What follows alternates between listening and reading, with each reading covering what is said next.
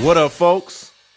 What it do? Welcome to another episode of the Best Advice Ever podcast with me, Mike Goodwin, the bow-tied comedian, as I start each and every podcast the same way. On the road again. And as you know, if you've been a regular listener, I was not on the road this past week because we were on spring break. Shout out to parents that have children that go on spring break. And that's what we did. We went to the fine city of Nashville, Tennessee, Music City. It was very chilly too, very, very, very nippy. Went to visit Vanderbilt University. My daughter's a rising junior. No, she's not a rising junior. She's a rising senior. She is in her junior year. And it's clear to me that we have one spring break left before my daughter goes to college. Wow. Time sure does get moving, man. But went to Vanderbilt this upcoming week. Well, this past week, went to Vanderbilt. Had a great time. Had my thoughts about Vanderbilt, but it was a great visit. Nice school. Very, very good school. Elite school. And I did not like, I liked gaining an hour. I did not like giving the hour back when I went home. Also, man, that drive to Nashville, 6 hours and 6 and some change, really. Good thing we did not stay in Vanderbilt. Stayed in Mount Juliet, which is the suburbs of Nashville, about 30 miles, give or take, from Nashville. But that drive's a bear, man. I used to drive it for a good bit when I was on tour with comedian John Chris. And then I went on that sounds like fun podcast tour with Annie F. Downs. And I would have to come to Nashville because both of those folks they live in Nashville. And when we would get on the bus would be leaving out of Nashville. So I would typically drive because I had merch. It's hard to take a lot of merch, especially for, extended tours. Like we were on tour for, I think, the Annie F. Down tour. We might have did 15 dates, if I'm not mistaken. And I don't remember how many dates I've done with John. But I took a nice amount of merchandise. But made that trip. Now, this upcoming week, I'm back on the road again. And I have, it's a pretty, I was telling my wife when we were coming back home, I've changed a little bit as it relates to travel. The way that most people look at travel and the way that I look at travel is pretty different. And I travel a lot for my job. I mean, probably 80% of my job is travel. I do an hour of comedy, but I probably take 7 to 8 hours to travel to wherever I'm going. And so I spend a lot of time in travel. So a lot of times I would prefer to chill. My wife, this is what started the whole conversation. She asked me if we could do a vacation home, where would I do it? And I said somewhere pretty close to where we live, like Lake Murray. And she just was beside herself. And I'm like, yeah, I don't need to travel anywhere. I could be anywhere. I just want to kick it and relax. So when folks are talking about like vacation home in the mountains, I like the mountains. I like different parts of the country. I like Hilton Head. I like Kiowa. I mean, there's a variety of places. Probably a number of places that parts of the country I enjoy. But in terms of like vacation for me is really just not doing stuff. Where vacation for other people, it involves excursions and trips and concerts and doing stuff. And I do enough stuff in my daily existence that when I want to really have a vacation and relax, I don't want to do anything. I mean, even to the degree of probably not even leaving the house. Like I'm super cool with leaving the house, and that's been new, right? That's been a new occurrence that I'm starting to understand and realize. And the amount of travel that I do is pretty significant. This week is a great example. I leave Thursday. I'm headed to Chicago. On Friday, I'll be in Richmond, Texas, which is outside of Houston. Then Saturday, I'll be in Lake Charles, Louisiana. And then Sunday, I'm back in Columbia, South Carolina, right? And that's a lot. That's a lot. Flying to Chicago, get to the hotel, and rental cars and flights and connections and time zones. It really is a lot. So I really just enjoy a slow pace and probably being able to like sit out on the water. Like being from Camden, where I'm from, I used to kind of think about how I probably wouldn't want to live in my hometown again. But I think the older I get, I'm like, I can dig it. Like I can see it because Camden, they have the things. They have the restaurants and their little book store downtown. As a matter of fact, I was recently in Camden for some stuff related to my dad's estate.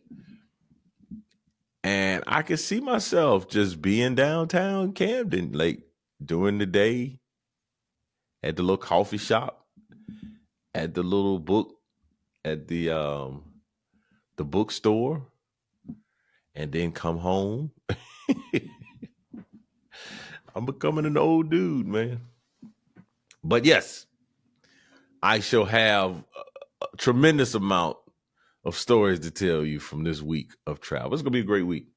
But the title of this podcast is The Best Advice Ever, and I'm going to simply share with you that this is the part of the podcast we all been waiting for, the best advice ever. And this advice probably seems similar to some other ones I've said in the past, but this one is simply keep the main thing, right? Focus. One thing I've realized recently, having conversations with folks and you discussing things and debating, you start off talking about one thing, but then you try to add on examples and like, no, man, let's focus on what we're talking about. We're talking about why. Now you can't be over here talking about W, X, and Z. We're talking about why. Keep the main thing the main thing. I constantly tell myself that as it relates to comedy. I can get distracted and start doing things. I can start coaching, which I do coach, and I can start helping other folks with their presentations and their speeches. But where I should spend the primary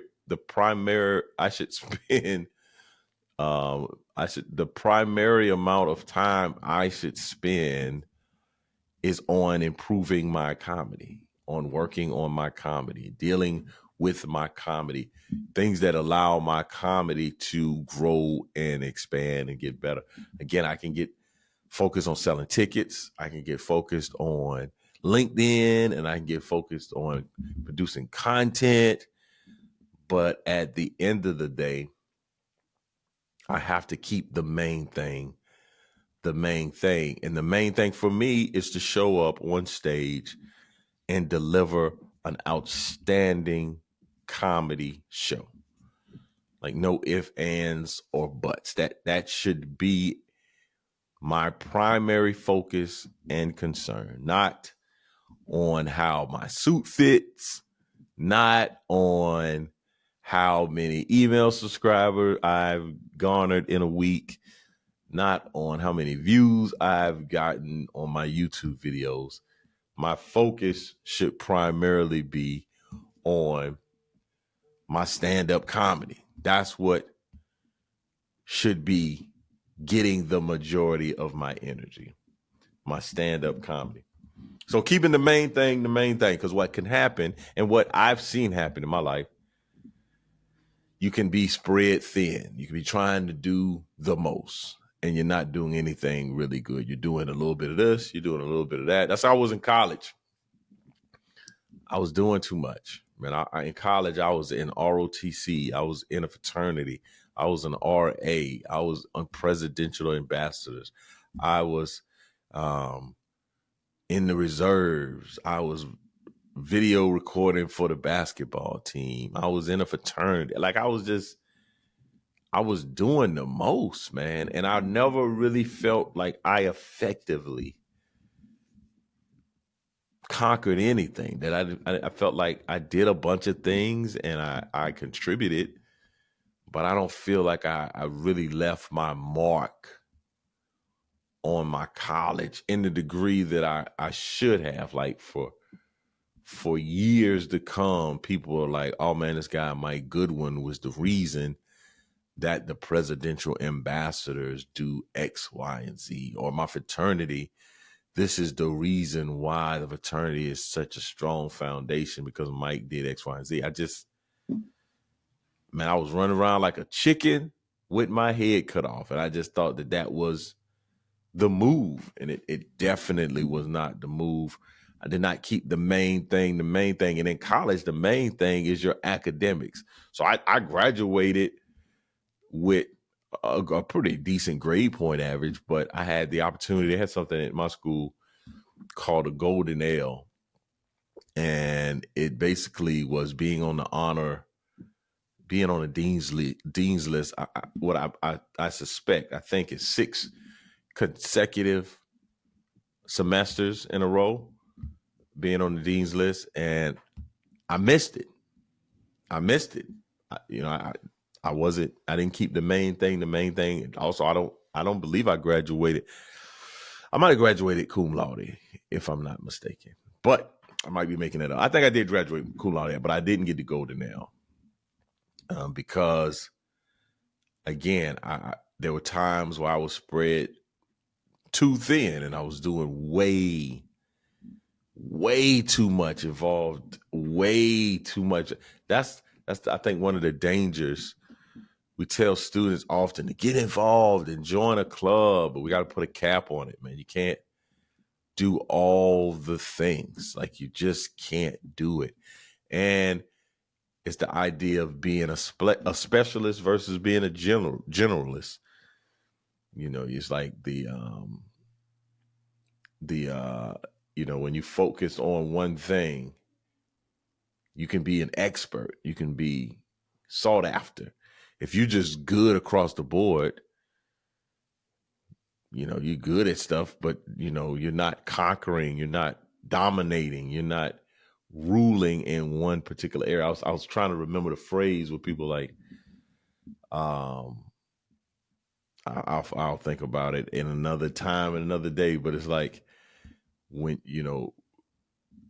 I'm so, I feel like I want to pause the podcast and go find this statement and come back. But I've never paused the podcast before, so won't do it today. But y'all know exactly what I'm trying to say. It's the idea of let's find it, man. Let's look at my phone. Because that's what Google's for. That's what Google's for finding things on the website. Doer of many. Let's try doer of many, master of none. Let's see what that says. That gives you jack of all trades, master of none. That is what I was trying to say. A jack of all trades is a master of none. Glad I decided to look that up, because that would have been bothering me. Would have been frustrating me. Jack of all trades, but ruler of none. That's Mike Goodwin. There would have been a picture of Mike Goodwin. And again, I think that I've tried to hone that in. And even in terms of what my work is, I sometimes have way too ambitious ideas. Today I'm recording this podcast, but I came in, I was like, oh, I'm going to record this many videos. I was going to work on this LinkedIn. Like, it's like, Mike, you're doing way too much. Let's set up for the next thing. We don't have to do everything today. We got time, right? So the best advice ever is simply to keep the main thing the main thing. Identify what's the main thing and pour into that, grow that. Oftentimes, it's like that illustration. The guy's digging for diamonds and he's almost there, but he gets discouraged and he leaves, but the diamonds is not that far. You just got to keep digging. And I think that's what happens to folks. They invested time and effort into something and they make the main thing, but it didn't turn out the way that they wanted it to turn out. And I just simply think that they maybe didn't spend enough time doing their main thing. Keep doing the main thing. Now, maybe you shouldn't be doing the main thing, but I'm talking to people that should do it. You're doing something that's beneficial, that's yielding results, that's productive. That's like, in comedy. When I started putting my focus into comedy, that became the main thing. So at some point I left my job to put all of my efforts and my focus into comedy, and it has yielded a great result. So those are the folks I'm thinking about, people that are in real estate, that sell real estate, but I understand what can happen to some people is they're doing real estate, they're doing Prime America, they're doing they're doing lawn care, they're jack of all trades and they're mastering none. And I think that if you keep the main thing, you can push through ultimately and find success. That's how I felt about some of the guys I started doing stand-up with. There were some guys I started doing stand-up with. One guy in particular, I always told him, man, you're too talented. You got too many things you could do. This guy could play music, he could sing, he could weld, he could do a bunch of things. A bunch of things. And I was just like, bro, all I can do is tell these jokes. That's all I got. And there's some people like a Jamie Foxx that have the ability to bring all that together to produce something that's incredible and remarkable. But I think most folks get spread too thin. They chase this rabbit, they chase this rabbit, they chase this rabbit, and then at the end of all of it, they're still hungry. I'm watching this watching this show. I don't know how I got caught up in this show, but that's what happens. It's like on this show, maybe I'll tell y'all what it is one day, but it's wild. But folks will go and try to execute something, and then once they take a long time, like it takes maybe a few hours to get something done, and then once they get it done, it's like, oh, that was a waste of time. I shouldn't have done that. I should have done some other things. It's the wildest thing. I'm still trying to figure out how I got caught up into the show, and I'm enjoying it. It's very interesting.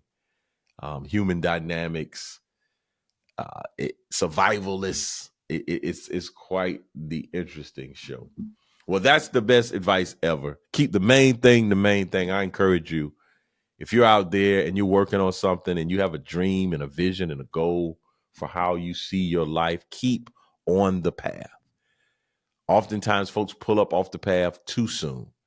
And I would encourage you to keep the main thing, and keep it moving. Well, we now are at the segment I call the Mind of Mike. Now, I must shout out to the South Carolina women's team. I don't know if we call them Lady Gamecocks anymore. I don't know what the appropriate terminology is, but it's the women's team. It's the women. They went 38-0. Shout out to Dawn Staley, her coaching staff. It's been quite a treat to watch this team get a national championship. And I'm a true fan. Like, I'm a fan of Dawn Staley's program. We've been watching women's basketball at my house, and I coached for a few years when I was working at Heathwood Hall. But as I would say, when Asia Wilson, and even maybe before that, I probably Alicia Welch, Tiffany Mitchell, Khadijah Sessions probably were the first group of folks, women at South Carolina, where I was dialed in. At my college, basketball was all we had, so I watched the women's play quite often. Was a fan of the women's game in college, but I think at South Carolina, I really kind of started paying attention. Now, I did watch a little bit because there's a woman from my high school, Natalie Funderburk was her name in high school. I don't know what her name is now. She's probably married, but she ended up going to the University of South Carolina from Camden, where I live. So she was a Division I athlete, recruited. I think she was a year ahead of me. So she graduated a year ahead of me. So she went to the University of South Carolina and played basketball. So I watched her career. Then when I was at Heathwood, there was a girl by the name of Brianna Dickerson. She was, I would think, maybe the first athlete to go to the University of South Carolina from Heathwood Hall. And I may be mistaken by that, women's athlete to go play for the University of South Carolina. But in the time that I worked there, she went, and a few years later, Asia Wilson went, and I was on board since the Asia Wilson days. And again, like I said, I paid attention to some of the teams before, and they were not good. They were not good teams, but I would watch. But once Asia got there, and again, like I said, Alicia Welch, Khadijah Sessions, Tiffany Mitchell, I was pretty much dialed in. So this team, to watch a year ago, this team, same team, different players, but the team lost in the Final Four. They got beat by Iowa. It was heartbreaking. This was the team. This team had just won it in 2022, and then they were going to win it again in 23. Like 23 was going to be back-to-back championships, and they got knocked out by Caitlin Clark and the other girl. I don't remember her name, but she had 18 points that night. And we lost that game 77-74. And you had Aaliyah Boston. You had Zaya Cook, Bree Beal, Letitia Amir, Victoria Saxton, Bree Beal. Like we had the freshies, Olivia. I can't remember Olivia's last name, but all these players, like this top McDonald All-Americans, the top #1 recruiting class. And this was their senior year, and this was like hands down going to be South Carolina's championship. And they got beat by Caitlin Clark. And the season left a terrible taste in our mouth. And then you watched Kim Mulkey and Angel Reese win a national championship that we really felt should have been coming to Columbia. And then you go into the summer, and we have all this excitement because we have this freshman by the name of Malaysia Forwiley, and then we have this transfer portal athlete that's coming from Oregon by the name of Tiana Pow. And we had young women who were in the program having to take a step forward, like Coy Kitts and Ashlyn Watkins and Sanaya Fagan, right? Bree Hall. You had this nucleus of players that had been on the team, but they were not the starters. Raven Johnson, who had a very difficult game where she wouldn't take open shots. Basically, Caitlin Carter was waving her off. And then we go into the summer, man. You kind of looking at, there was this girl, she transferred, Samika Walker. She came in, and we were just wondering, like, Tessa Johnson was this freshman from out of Minnesota, 3-point shooter, right? And how are they going to fare in the rigors of the SEC? And Dawn had been the #1 team, like, for that whole season. That team had went undefeated. And and Dawn has always, Coach Staley has always played one of the toughest schedules. And our first game was in Paris against Notre Dame, who had this phenomenal freshman, Hannah Hidalgo. And they were talking about how great this Notre Dame team was, and we smoked them. Man, I smoked the TV. Mama, like, we, man, ran them out of their sneakers, and we were like, wait a minute. What type of team is this? This team is incredible, because not only did we have, like, Cardoza and all the post presence, now we had this new element of hitting threes and jump shots that we didn't have before, man. And it's been a pleasure. It's been a ball to watch. And I want to say, #1, shout out to Iowa and Caitlin Clark.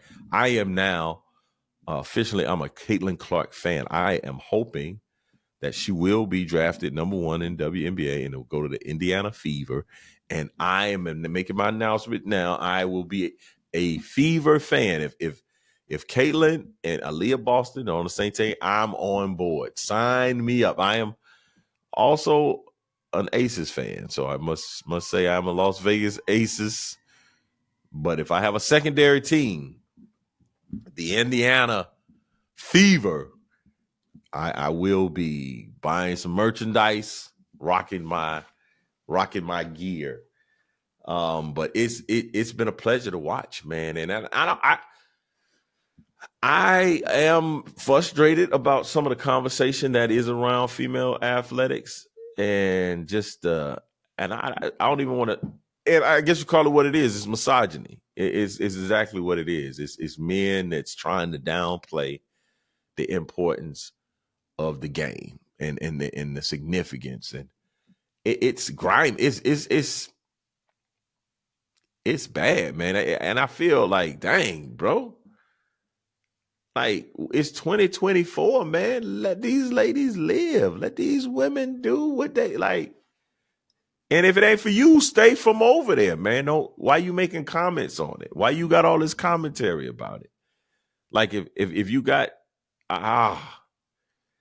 maybe this is another podcast for another day, but bro, like,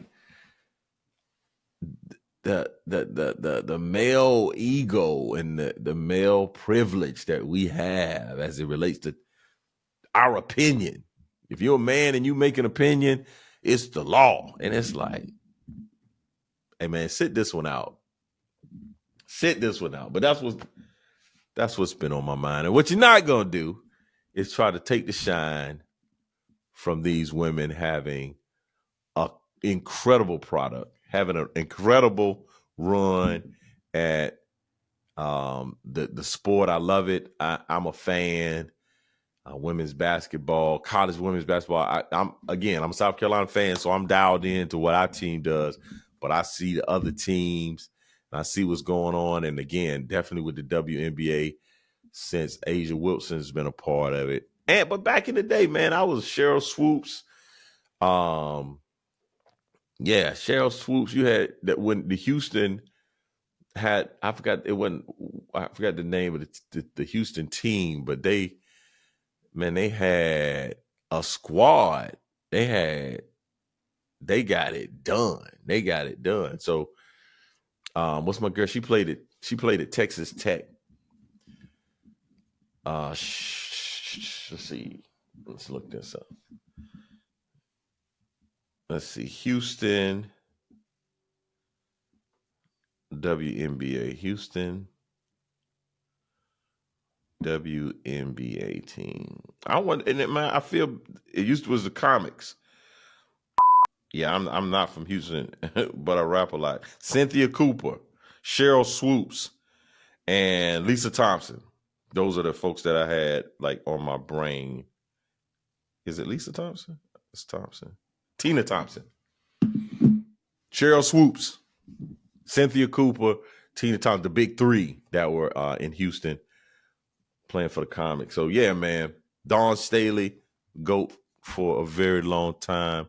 Lisa Leslie, I can just try to go back in my brain of this Shamika Holtzclaw. So many like incredible women's basketball players, and I'm a fan of the game. I love that the game is growing and prospering, and what you're not gonna do is throw shade at the women's game. Well, thank y'all again for checking in with me, man. It's been another episode, and I'll be back next week. Same bat place, same bat channel. Man, you could have been anywhere in the world, but you're here with me, and I appreciate that. I would love for y'all to tune in for another episode of the Best Advice Ever podcast. Let folks know about what I got going on. Watch it, share it, subscribe. If you have any questions, anything you want to comment, just email me at info@comedianmikegoodwin.com, and I'll see you next time. Peace.